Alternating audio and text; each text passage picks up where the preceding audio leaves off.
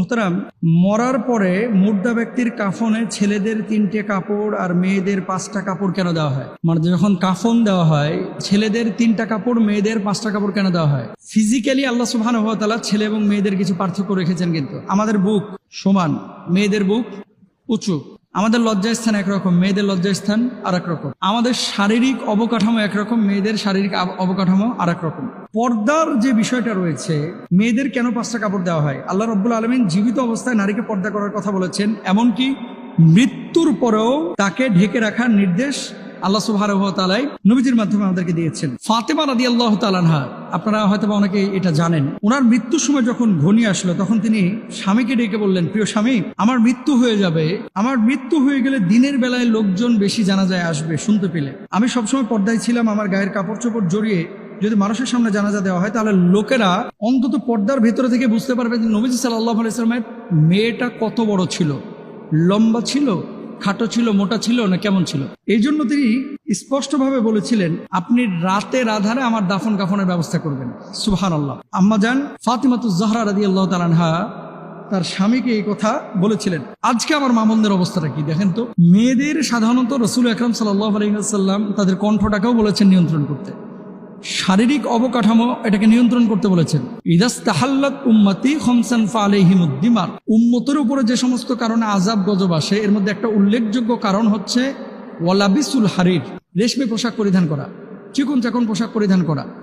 আজকে আমাদের সমাজে যারা চিকন চাকন পোশাক পরিধান করছে, কিয়ামতের আগে নবীজি বলেছেন একটা বড় আলামত দেখা যাবে যে নারীরা পোশাক পরবে কিন্তু তাদের পোশাকের ভেতরের চিত্র মানে আকার আকৃতি বোঝা যাবে, শারীরিক অবকাঠামো বোঝা যাবে।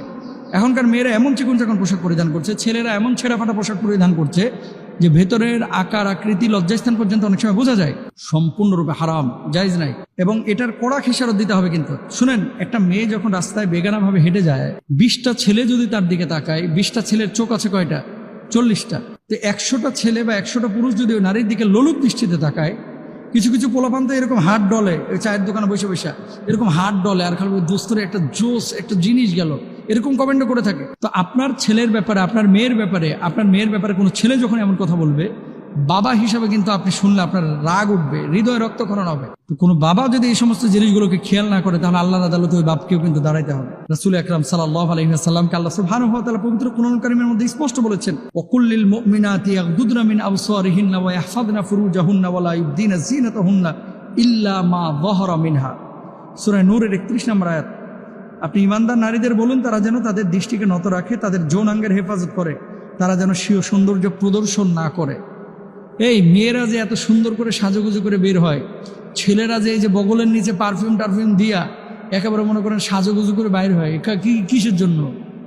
নামাজ পড়ার লাগে না কিন্তু ভাই, কারণ একটা মানুষ যেন তার বাহবা দেয়, ইস একেবারে সুন্দর চেহারা, কি ফিগার, মাশাআল্লাহ, একেবারে রকের মতো দেখা যাইতেছে, কি ফিগার, একেবারে 6 প্যাক, মানে পেটটা 6টা প্যাকেট হয়ে রয়েছে, এরকম বলে না অনেকে? এই দেখানোর জন্য এগুলো করে। আল্লাহ বলছে খুদু জিনাতাকুম ইনদা কুল্লি মসজিদ, সুন্দর করে পরিপাটি হয়ে পোশাক আশাক করে তোমরা মসজিদের কাছে আসো।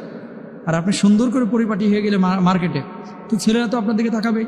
আল্লাহ বললো মেয়েদেরকে সৌন্দর্যটা বাইরে প্রকাশ করো না, কারণ আপনি প্রকাশ করছেন। কি বলবো, কয় দিকে সামলাবো?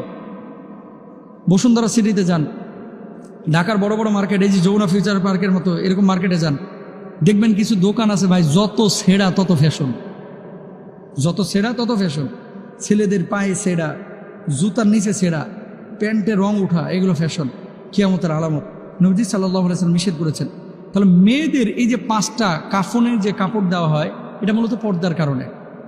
কারণ তাদের বুকটা একটু ঢাকতে হয়, তাদের পায়ের অংশ ঢাকতে হয়, তাদের পেটের অংশ ঢাকতে হয়, পুরো শরীরটাকে ঢাকতে হয়, তারপরে কবরে তাদেরকে দাফন করা হয়। আর ছেলেদের যেহেতু বুক মানে আপনার প্লেন, এখানে কোনো উঁচু অংশ নেই, সেহেতু ছেলেদেরকে ওই এক কাফন দিয়ে লম্বা করে তাদের শরীরটাকে ঢেকে দেওয়া হয়, তারপরে এক্সট্রা আরও 2টা কাফন দেওয়া হয়, মানে মোট 3টা টুকরা ছেলেদের, আর মেয়েদের হচ্ছে 5টা টুকরা। তো এই পর্দার জন্যই কিন্তু বিষয়টা এরকম। নারীদের যেমন জীবিত অবস্থায় পর্দা আছে, মৃত্যুর পরেও কিন্তু পর্দার বিষয় আছে দেখে এই 5টা কাপড় দেওয়া হয়েছে। এর মানে এই না যে মৃত্যুর পরে তার উপরে শরীয়তের বিধান পড়ে আছে, বিষয়টা কিন্তু এরকম না। মূলত তাদের শারীরিক অবকাঠামোর কারণে এই 5টা কাপড় দেওয়া হয়, পর্দার দিকে লক্ষ্য করে। আল্লাহ তাআলা বোঝার তৌফিক দান করুন।